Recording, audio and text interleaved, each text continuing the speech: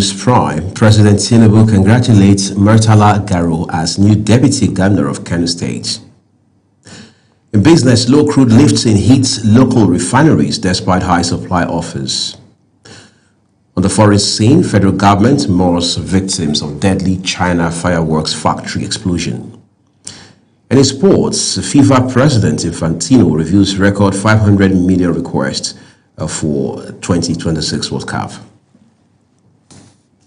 Hello everyone and welcome to all our viewers in Nigeria and around the world to News Express on Global Television, coming to you live from Nigeria's capital, Abuja. I am Uyi Agbofwegbe, reminding all of our viewers that Global Television is on DSTV channel 365 and Star Times channel 276. Tonight, we begin by telling you Kano State Governor Abba Kabir Yusuf has witnessed the swearing-in ceremony of his new deputy, Murtala Sule Garo, nearly 2 weeks after his appointment was approved by the State House of Assembly. Hundreds of party supporters, friends, and well-wishers attended the event held at the Coronation Hall of the Government House in Kano. Global TV correspondent Idris Jibrin has details. It was the moment many had been waiting for, particularly supporters of the All Progressive Congress in Kano State. The oath of office was administered by the State Chief Judge, Justice Dija Aboki, under the supervision of Governor Abba Kabir Yusuf. That I will be faithful to the Federal Republic of Nigeria, that as a Deputy Governor, that I will perform my functions honestly to the best of my ability. The swearing-in has filled the vacuum created following the resignation of the former Deputy Governor. Governor Yusuf says the appointment of Murtala Sule Garo comes at a critical stage in the political development of the state, especially following recent political realignment. A singular objective to strengthen our party, consolidate on our gains, and ensure unity and cohesion within our ranks. Former Kano State Governor Abdullahi Omar Ganduje says the All Progressive Congress in the state has come to stay, describing the choice of Garo as timely and appropriate. No doubt, the position of deputy requires absolute loyalty. I'm so happy that the governor has already mentioned that, not 99%, but 100%. Known for his youthfulness and grassroots connection, Murtala Sule Garo enjoys strong support, particularly among youth. He says the new role offers him a greater opportunity to serve the people of Kano State. My role is to support that vision and ensure that government policies deliver real results for our people. Murtala Sule Garo previously served as a commissioner for local government during the administration of Abdullahi Ganduje and was also a former chairman of Kabo local government area of the state. From Kano, Idris Jibrin, Global Television News. Many thanks to you, Idris. President Bola Tinubu has congratulated Murtala Garo on his swearing-in as the new Deputy Governor of Kano State. Garo was sworn in by Governor Abba Yusuf following his nomination to fill the vacancy created by the resignation of Aminu Gwarzo. In a statement issued by his Special Advisor on Information and Strategy, Bayo Onanuga, the president commended Yusuf for Garo's appointment, describing it as a move that strengthens the unity within the All Progressives Congress in Kano State. Tinubu also wished Garo success in his new role, calling on stakeholders in the state to rally behind the governor and his deputy to ensure effective governance. Let's turn to other stories tonight. The Inspector General of Police, Olatunji Disu, has announced a major reform in the Nigeria Police Force with the creation of a new tactical formation aimed at tackling violent crimes. The IGP made this known at a strategic meeting with senior officers of the force in Abuja. Kabir Hassan now reports.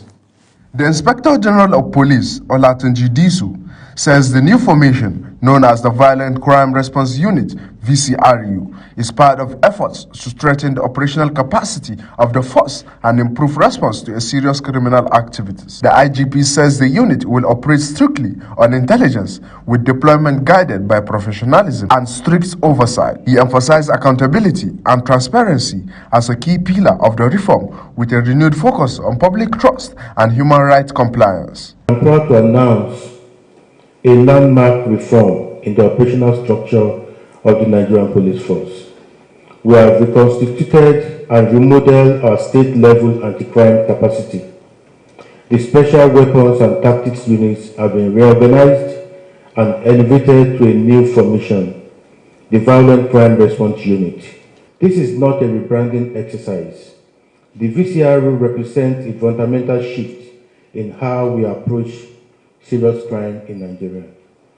Every officer assigned to the team have undergone intensive specialized training in tactical operation, human rights compliance, intelligence analysis, and rule of engagement. The police leadership also announced a nationwide audit of arms and ammunition as part of measures to ensure transparency and a proper use of resources. All commissioners of police have been directed to immediately take a comprehensive audit of arms and ammunition within their respective commands. This exercise must be thorough, transparent, and properly documented with detailed reports. The objective is clear: to strengthen accountability, identifying existing gaps, and provide an accurate assessment of our operational needs. The IGP assures Nigerians that the force remains committed to professionalism, urging citizens to support ongoing reforms. Kabir Hassan, Global TV News. Away from Kabir's reports now, Nigeria and Ghana have drawn a hard line against drug trafficking cartels, forging a united front to choke the lifelines of illicit drug networks across West Africa. Chairman and Chief Executive Officer, National Drug Law Enforcement Agency, NDLEA, Brigadier General Mohammed Buba Marwa, retired, delivered the warning in Abuja while hosting a high-powered delegation from Ghana's Narcotics Control Commission, led by its Director General, Brigadier General Maxwell Ububa Matse. Kekelomo Okere has more. Chairman and the Chief Executive Officer, National Drug Law Enforcement Agency, Brigadier General Mohammed Buba Marwa, retired, described the visit as more than routine diplomacy, signaling a strategic tightening of regional security as both countries confront the growing threat of transnational drug trafficking and money laundering. Marwa stressed that evolving criminal tactics demand deeper intelligence sharing, joint operations, and cutting-edge enforcement strategies. That we will need to discuss and find solutions to will be the question of Ghana Loud, that variant of cannabis. We must together trace those behind it, follow them to their plantations and their factories, break the bones of those cartels, put the barons behind bars where they belong, and seize all their assets. Director General, Ghana's Narcotic Control Commission, Brigadier General Maxwell Mante, acknowledged Nigeria's leadership role in the region, describing the relationship as one rooted in trust, shared history, and a common goal of stability. He warns that drug trafficking is becoming more sophisticated with increased use of marine routes and a surge in synthetic drugs trend that demand urgent unified action. With a clear and focused purpose to exchange experiences, particularly in intelligence-led operations and interdiction strategies, to further strengthen the already strong relationship between our two sister institutions, and to identify practical areas where we can deepen cooperation, whether through cross-border investigation, training, or enhanced intelligence sharing. The high point of the engagement was the signing of Memorandum of Understanding between NDLEA and NACOC, setting the stage for coordinated crackdown on psychotropic substance, their precursor, and illicit financial flows. The agreement moves both countries from informal cooperation to a structured, aggressive offensive against drug syndicates. Kekelomo Okere, Global TV News. Well, thank you, Kekelomo. The federal government has demanded urgent accountability from South Africa following the deaths of 2 Nigerians and a wave of anti-foreigner protests, warning that the incidents threaten diplomatic relations and the safety of its nationals. The government issued the strong position after inviting South Africa's acting High Commissioner to Nigeria to a meeting in Abuja with the Permanent Secretary of the Ministry of Foreign Affairs, Ambassador Junoma Ahmed. A statement issued by the ministry spokesperson, Kimebi Ebienfa, says at the center of the disputes are the deaths of two Nigerians, both allegedly linked to assaults by South African security personnel. The Nigerian Army says troops of Operation Udoka has intensified operations in the southeast, apprehending a suspected gun runner, foiling an ambush, and raiding a criminal hideout in Abia and Imo State. An operational report revealed that troops, in collaboration with operatives of other security agencies, apprehended the suspected gun runner in Ukwa East local government area of Abia State. The report further said preliminary investigation revealed that the suspect was involved in transporting weapons to criminal elements through a third party from Bayelsa State.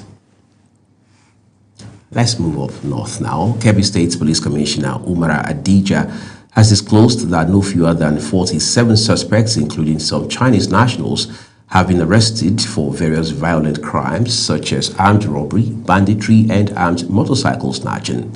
The commissioner made this known while parading the suspects to newsmen at State Command. He further said 40 stolen phones were recovered within the period under review, along with phones and SIM cards used by bandits undergoing forensic analysis.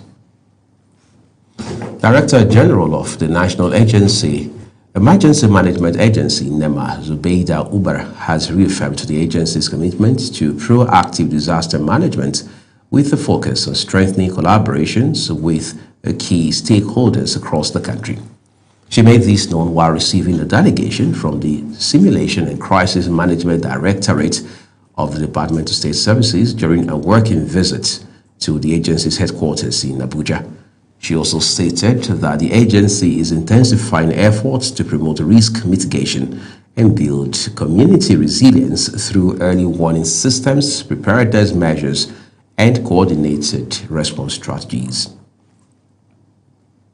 The federal government and the Joint Action Committee of the Non-Teaching Staff Unions and Universities will resume talks on the strike called by varsity non-academic workers. Representatives of the government and the various unions had previously left the parley without resolving the key issues.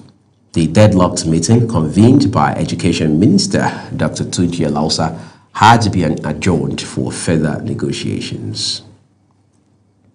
Former President Goodluck Jonathan has paid tributes to late President Umaru Musa Yar'Adua on the 16th anniversary of his death, describing him as a servant leader fondly remembered as the gentleman president. In a statement shared on his Facebook page, Jonathan reflected on his working relationship with Yar'Adua, whom he served under as vice president, and noting that the late leader embodied humility, integrity, and a deep commitment to justice.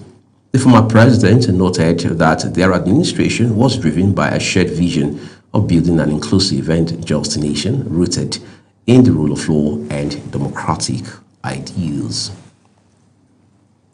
Elsewhere, Minister of Works David Umahi has signed the nomination form of President Bola Tinubu for a second term, describing the move as a victory form and a step towards sustaining ongoing national development. In a statement issued by Senior Special Assistant on Media, Umahi said the endorsement represents a broader commitment to continuity and consolidation of the administration's achievements. He described the nomination form as a defining moment in Nigeria's ongoing development journey, adding that it reflects a collective commitment to continuity, stability, and the consolidation of gains recorded under the current administration. Minister of the Federal Capital Territory, Nyesom Wike, has called on European Union member states to deepen investment relations, strengthen cultural exchanges, and expand partnerships with the Federal Capital Territory Administration to promote economic growth in Abuja and across Nigeria. Wike made the appeal while addressing heads of mission of the European Union at the European Union House in Abuja during a meeting chaired by the head of the EU delegation to Nigeria and ECOWAS, Ambassador Gautier Mignot.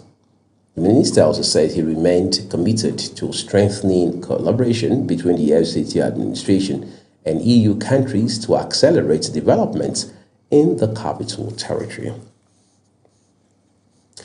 This is Global Television, and tonight you are watching the live broadcast of News Prime. The rest of the news continues after this break for weather forecast, plus business, foreign and sports stories for you on the other side. Please do not go away. Hello and welcome.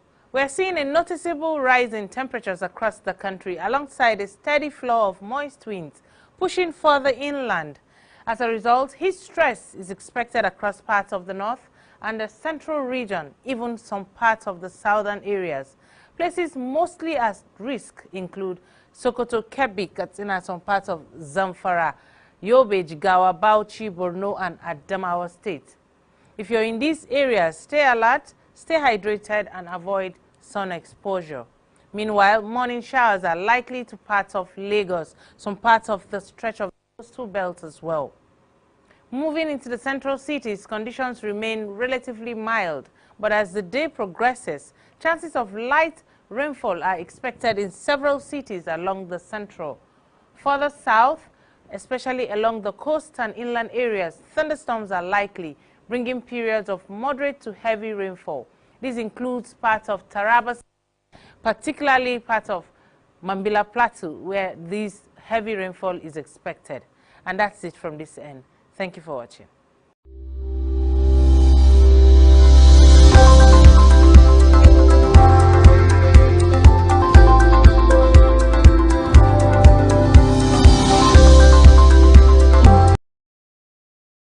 Well, thank you so very much for staying with us.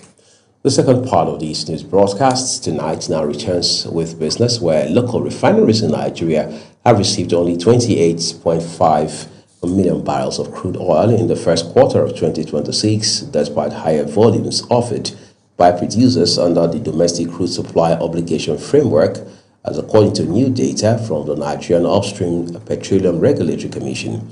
Figures released by the Commission indicated that while 61.9 million barrels were allocated to domestic refiners during the period, oil producers collectively offered 68.7 million barrels.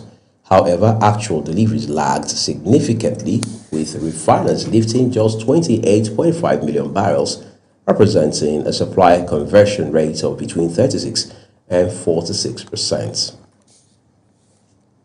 The federal government has sealed a partnership with European aircraft manufacturing giant Airbus, targeting critical areas such as infrastructure development, maintenance capacity, human capital growth, among others. The agreement was formalized through a memorandum of understanding signed by the Minister of Aviation and Aerospace Development, Festus Kayamo, during a working visit to Airbus's global headquarters in France. Kayamo describes the agreement as a major leap for the sector, saying the pact is expected to fast-track Nigeria's ambition to build a sustainable and globally competitive aviation ecosystem. The Nigerian Electricity Regulatory Commission (NERC) has directed electricity consumers in states with newly established state electricity regulators to channel complaints on metering, billing, and related service issues to their respective state agencies following the implementation of the Electricity Act 2023. The directive comes amid ongoing decentralization of the electricity market, which has transferred regulatory oversight of intrastate electricity operations to state-level authorities in 15 states across the country. The transition applies to the 15 states that have completed the establishment of their state electricity regulatory frameworks. The Nigerian Security and Civil Defense Corps Government State Command has inaugurated a newly constructed Agro Rangers base with residential facilities at the Kanawa Forest Reserve in Yamaltu, Deba local government area.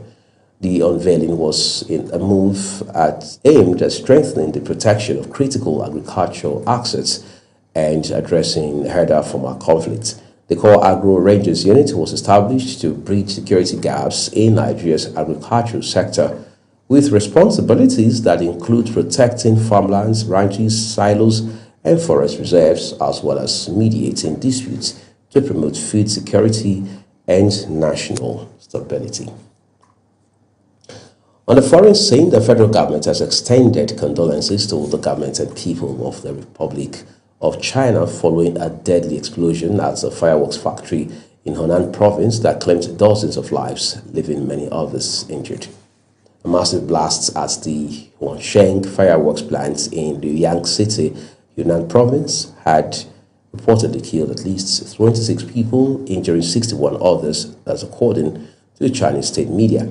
Emergency authorities in China said rescue operations have been concluded after search teams combed through the wreckage for survivors.